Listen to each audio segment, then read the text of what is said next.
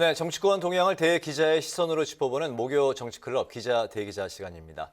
오늘도 성완용 한겨레 신문 선임 기자, 최병묵 전 TV조선 해설위원 두 분과 함께하겠습니다. 두 분 어서 오십시오. 네, 어서 오세요. 네. 네, 오늘 함께 이야기를 나눠볼 주제는 성 기자께서 발제해 오셨죠. 예, 이제 양쪽 정당 여야 가장 큰 정당들이죠. 선대위 구성 마무리 짓고 본격적인 이제 대선 국면으로 네. 들어가는 것 같은데요. 여당 후보죠. 이재명 후보가 야당 후보처럼 굉장히 공격적으로 선거운동을 하고 야당 후보인 윤석열 후보는 좀 여당 후보처럼 점잖게 선거운동을 하는 것 같아서요. 여야의 어떤 대선 전략이라고 할까요? 뭐 그런 얘기를 좀 해보는 게 좋을 것 같습니다. 네, 성 기자께서 언급을 하신 것처럼 딱 90일 앞으로 다가온 차기 대선, 여러모로 이전의 대선 분위기와는 좀 다른 양상을 보여주고 있는데요. 후보와 선대위에서 나오는 메시만 봐도 알 수가 있습니다. 이번 주 있었던 여야 목소리 먼저 듣고 이야기 시작해 보겠습니다.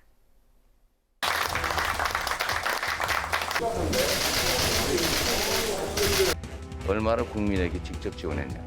정말 터무니없이 적은 금액이죠. 이거 정말 쥐꼬리입니다, 쥐꼬리. 정부가 자기 책임을 다하지 않은 거죠.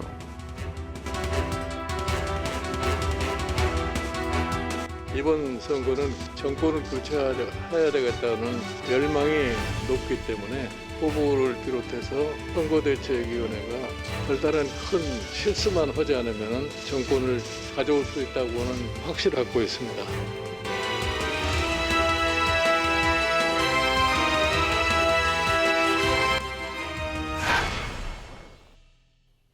네, 이제 대선 딱 90일 남은 시점입니다.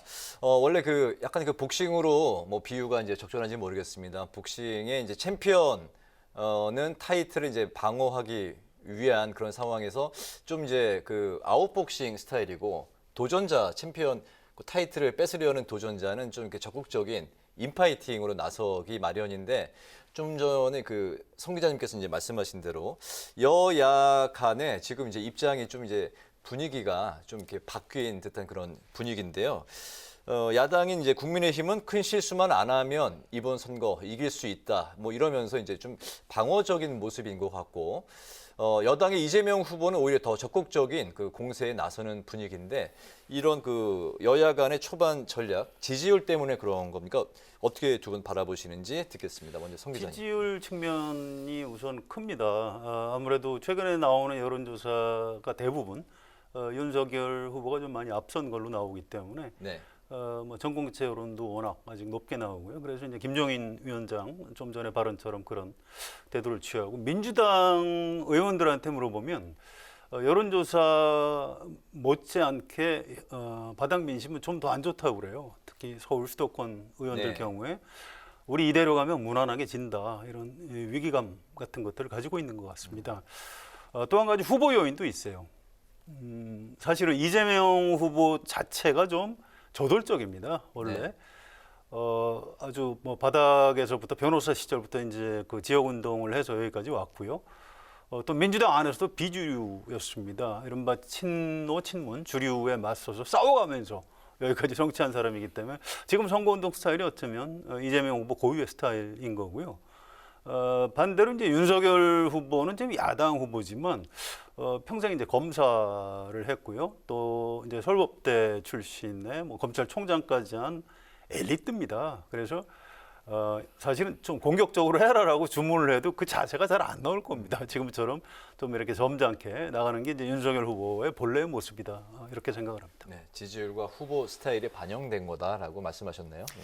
그렇죠. 많이 뭐 여러 가지 이유가 있을 수 있겠지만 이제 딱 첫 번째 이유로 꼽으라고 한다면 저는 정권 교체율 이런 거라고 봅니다. 정권 교체에 대한 국민들의 지지가 사실은 50% 밑으로 내려간 적이 거의 없거든요. 네. 벌써 몇 달 전부터 그렇습니다. 근데 물론 윤석열 후보의 지지율은 정권 교체율보다는 훨씬 떨어져요. 네. 그러나 기본적으로 문재인 정부를 그러니까 민주당 정권을 앞으로 재창출하지 말아야 되겠다 하는 게 50%를 넘는다는 얘기는 그거는 민주당으로서는 굉장히 어떤 비상한 국면이죠. 근데 이제 이재명 후보는 본인의 지지율은 뭐 그 윤석열 후보와 비슷하다고는 하지만 자 정권을 민주당 정권을 재창출하자 이런 게 그렇게 높지가 않기 때문에 늘 네. 굉장한 차이가 있거든요. 그렇기 때문에 본인이 뭔가 이 정권 교체율이라는 그 정권 교체에 대한 국민적 지지 이걸 떨어뜨리든가 하여튼 본인이 어떤 방식으로든 이걸 돌파해야 되는 국면을 맞고 있는 거거든요. 네. 그러다 보니까 이제 조금 더 적극적으로 물론 본인의 뭐 스타일도 있습니다만은 적극적으로 대시를 할 수밖에 없는 그런 국면이다 이렇게 생각을 합니다. 알겠습니다. 그런 가운데 이재명 후보가 이제 그 정부의 여러 정책들과 이제 좀 거리도 두고 또 비판하는 이런 차별화 이제 전략을 쓰고 있는데 이게 이제 그 본인에게 득이 될지 실이 될지 어떻게 보십니까? 글쎄요, 뭐 득이 되는 부분도 있고 좀 조심스러운 부분도 있을 겁니다. 그런데 어쨌든 지금 지형이 불리한 가운데 저희가 이제 좀 뒤집어야 되는 상황이기 때문에 차별화 또는 문재인 정부를 좀 극복해야 한다 이런 태도를 네. 취할 수밖에 없는 거죠. 좀 뭐 어떤 불가피한 선택이라고 생각을 합니다. 네. 그러니까 지금 아까 제가 잠깐 말씀드렸듯이 정권 교체에 대한 국민적 지지가 높다는 얘기는 그만큼 문재인 정부의 정책에 대한 국민적 불만이 많다는 얘기가 되는 거잖아요. 네. 그러니까 당연히 자 새롭게 내가 대통령 후보가 된 사람은 문재인 정부와 차별화를 하지 않으면 안 되는 거예요. 문재인 정부에 대한 불만이 높으니까. 그러니까 문재인 정부를 일부 특히 부동산 정책 같은 분야에서 그 부분을 비판을 해가면서 나는 문재인 정부를 이어받는 민주당 정부를 세우려고 하지만 그러나 정책 문재인 정부의 부채에 가까운 그런 정책들은 내가 승계하지 않겠다. 이걸 네. 지금 국민들 앞에 계속 설득하는 거잖아요. 네, 네. 그 국면이 되다 보니까 당연히 문재인 정부가 그 인기가 없는 정책은 이재명 후보가 공격할 수밖에 없는 저는 그런 구조라고 봅니다. 그 국면으로 지금 계속 가고 있는 거죠. 그거를 이제 언론에서는 차별화 이렇게 표현을 하고 있는데 네. 사실은 문재인 정부의 자산은 내가 승계를 하고 부채는 승계를 안 하고 싶은 게 이재명 후보의 생각 아니겠습니까? 그게 대선 전략에 그대로 묻어 있다 이렇게 봅니다. 네, 네. 예, 여야 후보 각각 전략과 또 스타일 알아봤는데요. 후보뿐만 아니라 후보 부인들도 서로 다른 행보와 전략을 보이고 있습니다. 이재명 후보 부인 김혜경 씨는요, 아주 적극적으로 밀착 행보에 나서고 있고 윤석열 후보 부인 김건희 씨는 아직 공식 석상에 나타나지 않은 채로 여러 구설에 휩싸이고 있는데요. 이 등장 시점에 언론과 정과 이목이 집중되고 있는데 이런 이 선거 전략과 또 영향력 어떻게 평가를 하십니까? 사실 이재명 후보의 부인인 김혜경 씨 같은 경우는 지금 뭐 선거 여러 번 치러봤지 않습니까? 그러다 보니까 자 후보 부인이 뭐 무슨 정치적 활동을 하는 건 아니지만 이제 우리가 흔히 얘기하는 내조 뭐 이런 걸 한단 말이죠. 그러니까 어디 가서 무슨 행동을 해야 되고 뭐 이런 것들을 네. 좀 본인은 학습이 돼 있어요. 여러 차례 경험도 있고. 근데 반면에 뭐 윤석열 후보가 뭐 정치권에 진입한 거는 불과 몇 달 안 되니까 아마 그 윤석열 후보의 부인인 김건희 씨도 거의 준비는 안 돼 있을 거라고 보는 게 맞아요. 그러면은 이제 뭔가 준비 과정을 거쳐서 이른바 언론 용어로 등판을 해야 되지 않겠습니까? 네. 저는 그 준비 과정에 시간이 좀 걸리는 것 아닌가. 그 더군다나 또 최근까지 수사를 받았어요. 근데 아직도 엄밀한 의미로 따지면 수사 중입니다. 그렇죠? 뭐 이런 부분도 또 등판 시기를 자꾸 늦추는 하나의 원인이 되지 않을까. 그럼 뭐 그러다 보면 결국은 그 뭐 어느 시점에 나오지 않겠습니까?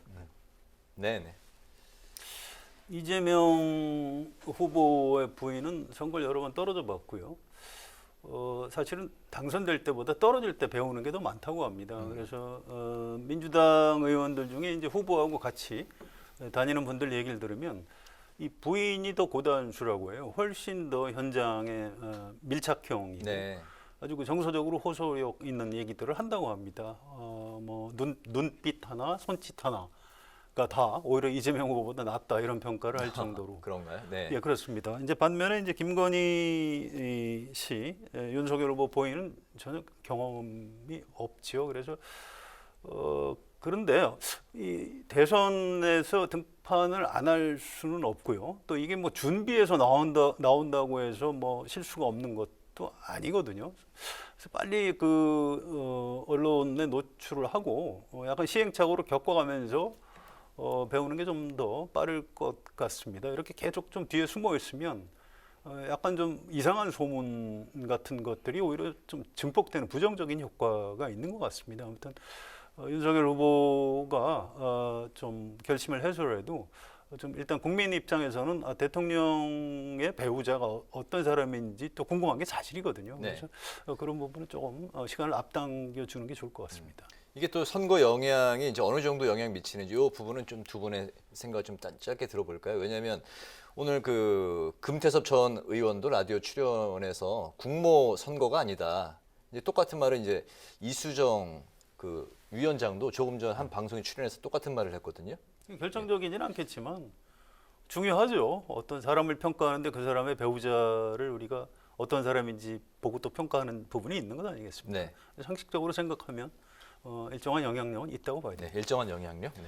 저는 좀 생각이 다른데 예를 들어서 이렇게 보시면 됩니다. 만약에 이제 그 대통령 후보 부인이 나와서 엄청난 실수를 한다. 네. 이럴 경우에는 그건 영향이 있죠. 그러나 그렇지 않으면 대통령 후보 부인이 나와서 뭐 선거운동을 좀 돕고 하는 것들은요. 네. 대부분 거기서 무슨 공약 발표를 하는 것도 아니고 다른 역할이 없습니다. 네. 그냥 우리 남편은 대통령이 이렇게 잘할 사람이다. 뭐 하는 얘기들을 국민들한테 얘기하는 거거든요. 네. 거기에 뭐 특별히 무슨 정책적 무슨 뭐 판단이나 철학이 들어가 있지 않아요. 그러니까 실수만 안 하면 되는 정도라고 저는 생각을 해요. 네네. 그러니까 실수를 하면 그게 이제 남편의 그 여러 가지 지지율이나 이런 거에 영향을 미치겠지만 네. 그렇지 않다면 선거 전체의 그 대통령 후보의 지지율과는 큰 관련은 없다 이렇게 봅니다. 알겠습니다. 이번에 그 여야 양 진영의 전현직 의원 영입에 대해서 또 이야기를 나눠볼까 하는데요. 일단 그 국민의힘은 현재 그 박주선, 김동철, 금태섭 전 의원에 이어서 이용호 의원까지 지금 민주당과 호남 출신 인사들을 이제 영입을 했는데 그 민주당 상황은 바른미래당 출신의 김관영, 최이배 전 의원을 이제 영입하기로 했습니다. 이런 그 타당 출신의 현직 의원 영입 대결 어떻게 보시는지, 그리고 양쪽 모두 중도 외연 확장에 어느 정도 이게 도움이 된다고 보시는지, 또 타당에는 또 위협이 된다고 보시는지 종합적으로 한번 들어보겠습니다. 성 의원님. 뭐 외연 확장을 하려고 시도를 하는 건데 사실은 뭐 실제 효과는 크지는 않은 것 같아요. 좀 내연 확장에 가깝다. 이제 왜 그러냐면 박주선, 김동철 전 의원이 윤석열 후보 국민의힘으로 간다는 뉴스가 나온 지 벌써 한참 됐습니다. 네. 그래서 이미 효과는 다 떨어졌고요. 금태섭 전 의원, 또 이용호 의원도 사실은 마찬가지입니다. 그래서 이제 그분들이 이제 일정한 역할을 호남에서 해주긴 하겠지만 뭐 그렇게까지 뭐 민주당 쪽 상대방이 민주당 쪽에서 충격적으로 생각하거나 이제 그런 것 같지는 않고요. 김관영 최이배 의원 경우에도 본래 이제 민주당 고향으로 뭐 이렇게 좀 돌아온다고 할까요? 이제 뭐 네. 그런 느낌이지 뭐 중도로 뭘 확장했다 뭐 이런 식으로 받아들이는 것 같지 않습니다. 최이배 전 의원, 김관영 전 의원의 이제 그 효과라면 이런 게 있을 거예요. 만약에 이분들이 윤석열 후보 쪽으로 갔다고 하면 민주당 쪽에서 엄청난 충격을 받았을 겁니다. 네. 그런데 그렇지 않고 이제 민주당 입장에서 다행히 민주당으로 이제 끌어오는 거기 때문에 좀 방어적인 의미에서의 어떤 효과는 조금 있을 것이다. 그런 정도 평가할 수 있을 것 같습니다. 네. 그러나 이제 정치라는 것이 기본적으로 어떤 이념이나 철학이나 뭐 이런 것들을 공유하는 집단의 모임 아니겠습니까? 네. 그런 관점에서 본다면 지금 이제 민주당이 김관영 전 의원이나 최이배 전 의원을 영입한 거는 그거는 원래의 그 민주당 쪽 사람이었으니까 그러니까 별 파장이 없는 거죠. 네. 그렇게 보이지만 국민의힘에서 지금 얘기한 뭐 이제 호남 출신 인사나 호남의 현역 의원, 사실 이용호 의원 같은 경우 호남의 유일한 그 무소속 의원 아닙니까? 나머지는 다 민주당 의원인데 네. 그런데 그 사람이 민주당을 선택하지 않고 국민의힘을 선택했다는 것은 국민의힘의 기존 이념이나 철학이나 이런 거와 전혀 다른 새로운 피를 수혈한 거하고 저는 비슷하다고 생각을 하거든요. 그렇기 때문에 그게 뭐 실제 호남에서 표를 얼마나 몰아오느냐, 몰아오지 않느냐 하는 그런 정도의 어떤 그 계산법보다는 네. 상징적인 측면에서 저는 중도로의 외연 확정. 그러니까 원래 국민의힘 피가 아닌 새로운 수혈을 받았다. 아마 이 정도의 효과가 있을 것이다. 그 얘기는 곧 중도로서의 외연 확장에 상당한 정도의 상징적 의미가 있다. 이렇게 생각합니다. 민주당보다는 국민의힘의 외연 효과가 있다고. 그러니까 민주당은 비슷한 사람이 다시 그 모인 것에 불과하지만 네. 국민의힘 경우에는 완전히 다른 사람이 온 거나 마찬가지다. 알겠습니다. 그런 점에서 효과도 차이가 있다는 거죠. 네네. 네, 또 이야기를 해볼 대목이 있죠. 최근 여야 모두 영입 인재를 둘러싼 논란으로 시끌시끌합니다. 또 민주당은 또요, MZ세대 전문가로 영입된 김윤희 씨가 또 페이퍼 컴퍼니 의혹에 휩싸였고요. 국민의힘은 청년사업가 노재승 씨 공동선대위원장 과거 발언이 논란이 됐는데 방금 전 자진 사퇴 결정을 했습니다. 현재까지 상황 어떻게 보시는지 들어보겠습니다. 그렇죠. 이게 이제 새로운 사람을 영입하다 보면 그 사실은 뭐 관직에 그 처음에 취임할 때처럼 그렇게 철저한 검증 같은 걸 할 수는 없어요. 네. 그러나 이제 기본적인 것들은 이제 추천자가 있을 것이고 그 추천자 이 사람 해도 되는 거냐 뭐 이런 정도의 이제 약간의 검증 과정이 있어야 하는데 지금 뭐 여야를 막론하고 그동안에 여러 차례 그 이런 그 영입 실패 사례가 있었지 않습니까? 네. 그거는 좀 검증에 소홀했던 측면 내지는 너무나 뭐 좀 마구잡이로 영입한 것 아닌가 하는 그런 의문이 드는 장면들이 꽤 많았다 이렇게 볼 수 있겠습니다. 네네.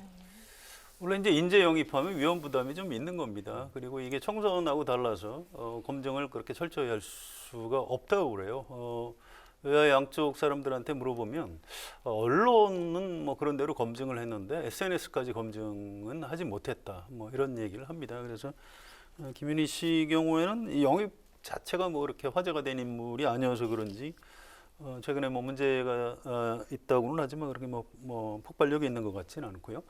노재승 씨 경우에는 이제 그 생각보다 좀 질질 끌었어요. 이게 왜 그런지 모르겠는데 이게 전 빨리 정리할 줄 알았는데 이렇게 정리를 안 해서 좀 공연한 매를 좀 야당이 좀 더 맞은 것 같습니다.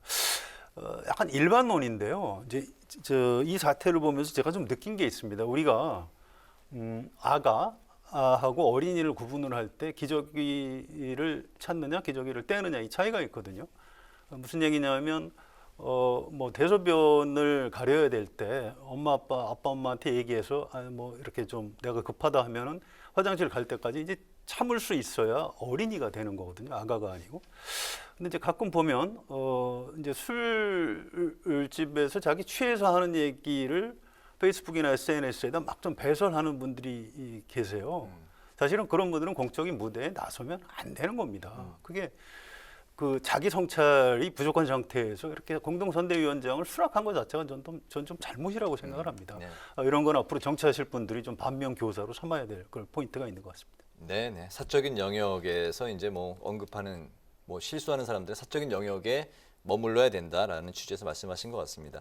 예, 같은 뭐 질문 그 맥락이 되겠는데 민주당은 조동현 교수에 이어서 이제 최백은 교수가 이제 최근 논란이 되면서 이제 사퇴를 했고 국민의힘도 이제 함익병 씨가 논란이 되면서 영입 철회를 했습니다. 여야의 인재 영입, 인사 영입 시스템 관련해서 못하신 말씀이 있으면 더불어서 들어보겠습니다. 뭐 사전 검증이 좀 철저히 안 된 부분이 있습니다. 이거 뭐 여야의 그 시스템 자체가 잠깐 망가졌던 거고요. 또 후보나 당 대표 이런 분들이 좀 판단을 잘못한 부분도 있는 것 같아요. 김성태 전 의원 같은 경우에는 이게 공정의 정면으로 어긋나는 이런 문제로 재판을 받고 있는데 이거를 윤석열 후보가 잘 몰랐다고 얘기하는 건 좀 뭐가 안 맞는 것 같고요. 민주당에서도 이거 사전에 검증을 좀 충분히 했었으면 이런 좀 막을 수 있었던 일인데 놓친 것 같습니다. 그런데 그거하고 별도로 저는 그 민주당에서 영입하려고 했던 조동현 교수 부분에 있어서는 좀 고민스러운 부분이 있어요. 이 과연 사적인 영역에 대한 그 판단을 어떻게 해야 되는지 아까 그 노재승 씨 문제하고 약간 다른 부분이 있습니다. 저는 이번에 뭐 사람마다 가치관이 다르니까 제가 일률적으로는 말씀을 못 드리겠는데, 자 우리 사회가 아직도 좀 여성에 대해서는 좀 굉장히 좀 가부장적인 측면이 있는 것 아니냐, 이제 이런 아쉬움 같은 게 있습니다. 이건 좀 두고두고 좀 토론을 해봐야 될 지점이 있는 것 같습니다. 알겠습니다. 그 정당이라는 것이 사실 그 검증 시스템을 완벽하게 갖추기가 굉장히 어려워요. 네. 누군가 이제 정치를 하겠다 이렇게 얘기를 했을 때 대개 정당의 시스템이라는 거는 그 사람이 출마를 해서 그 출마 과정에서 이제 또 공방을 벌이고 뭐 이러다가 그리고 이제 뭐 투표를 통해서 만약에 그 사람이 당선이 된다고 하면 그동안의 그 전비, 그러니까 과거에 잘못한 것들이 대략 다 묻히고 그냥 넘어가고 뭐 이런 시스템이거든요. 네. 근데 이제 지금 같은 경우는 선거가 있는 게 아니잖아요. 아니기 때문에 이 사람을 불러다가 뭐 선대위원장이나 뭐 이런 거로 이제 그 좀 활용을 하고자 하는데 그 사람의 과거가 이제 문제되는 거죠. 근데 그게 이제 국민들 눈높이에서 봤을 때 용인할 만한 것이냐 아니냐. 뭐 이런 것들이 굉장히 중요하고요. 그런데 그거를 이제 본인이 이제 이 정도면 뭐 되겠다 싶어서 나왔는데 다른 국민들이 보기에는 저건 아닌데 싶을 수도 있고 그건 이제 조금씩 사람에 따라 다를 수 네. 있잖아요.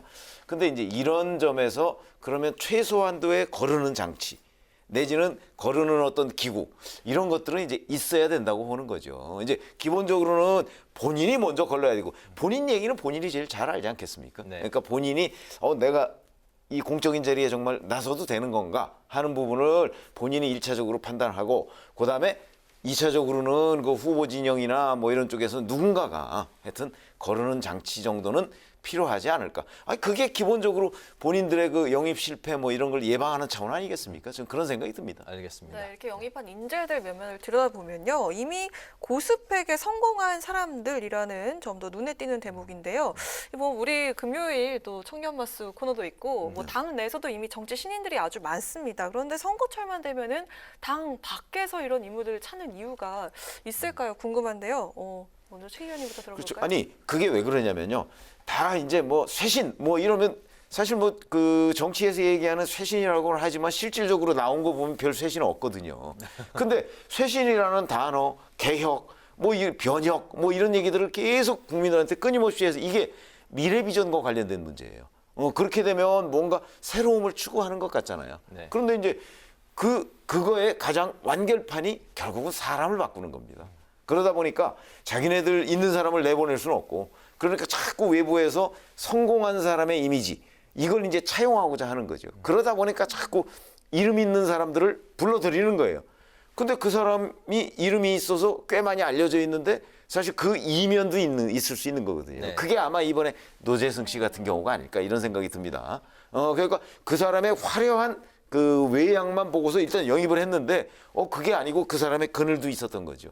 이런 걸 교량해 보려는 자세가 필요한데 그런 것들이 좀 소홀해져서 바로 이런 그 사고가 난 거다 이렇게 생각을 합니다. 네, 원래 약간 교과서적인 이야기가 될지는 모르겠지만 원래 그 정당이라는 게 내부의 그 인재를 교육시키고 육성하고 키워서 이런 선거에 또 중요한 역할을 맡겨야 되는 게 아닌가 그런 생각도 뭐 들었습니다. 그러니까 이게 저는 좀 약간 가혹하게 우리 국민이나 유권자들의 이중성을 좀 얘기하고 싶어요. 이게 사실 반정치주의 때문에 그렇습니다. 지금 여야 정당에 들어와 있는 젊은 당직자들이나 보좌관들 중에 굉장히 유능하고 능력 있는 사람들이 많습니다. 그런데 네. 이 사람들은 기존 정치권, 정당에 이미 들어와 있는 사람이기 때문에 평가를 못 받는 측면이 있어요. 그래서 이제 선거 때만 되면 자꾸 이제 외부 영입을 하려고 하는 거고요. 사실은 윤석열 후보가 국민의힘 대선 후보가 된 것 자체가 굉장히 좀 특이한 일이죠. 정치 안 하던 분을 모셔다가 대선 후보를 만들었다는 건 이제 반정치주의가 작동을 했다는 건데 윤석열 후보가 이제 연설을 하면서 이번에 새로 나온 신상 윤석열입니다. 이렇게 자기를 신상으로 소개하는 걸 보고 좀 개인적으로 좀 착잡함이 있었습니다. 물론 이건 정치인들이 반성을 해야 될 지점이고 고통스러운 지점이긴 한데요. 유능하면서도 참신한 정치인, 그런 정치인 지구상에 없습니다. 그래서 이제 우리도 좀 생각하고 좀 고민을 해봐야 될 지점이 있지 않나 이렇게 생각을 합니다.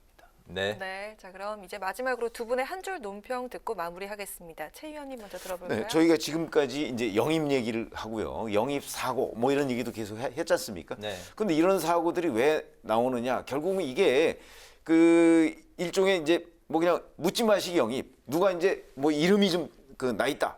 뭐 이러면서 국민들한테 저 사람 영입했다고 하면 상당한 사람이 저 사람도 저 당에 들어가네. 뭐 이런 걸 이제 노리고 하다 보니까 검증에 소홀해지는 측면이 있거든요. 네. 그래서 제가 묻지마 영입이 참사를 부른다. 이걸 한 줄 논평으로 했습니다. 네, 네.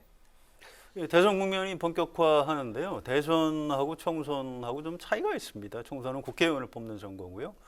또 대통령 임기 중에 하게 되면 뭐 어떤 그 평가, 심판 뭐 이런 기제들이 작동을 합니다. 그런데 대선은 물론 심판 선거도 가능하지만 또 결국은 다음 대통령을 뽑는 굉장히 중요한 미래를 보고 하는 투표라고 할 수 있습니다. 그래서 제 오늘 한 줄 논평. 그래서 다음 대통령은 누구일까라고 하겠습니다. 알겠습니다. 정치적으로 유능하면서 참신한 인재는 지구상에 없다는 말씀이 신인은, 예, 네. 신인은 없다는 말씀이 오늘 좀 많이 기억에 남는데요. 목요 정치클럽 기자 대기자 오늘 이제 그 마칠 시간이 됐는데요. 오늘은 대선 90일을 앞둔 여야의 선거 전략 그리고 논란이 반복되는 여야 인재 영입 문제를 중심으로 살펴봤습니다. 지금까지 최병묵 전 TV조선 해설위원, 성환영 한겨레신문 선임 기자 두 분과 함께했습니다. 두 분 오늘 말씀 잘 들었습니다. 잘 고맙습니다. 들었습니다.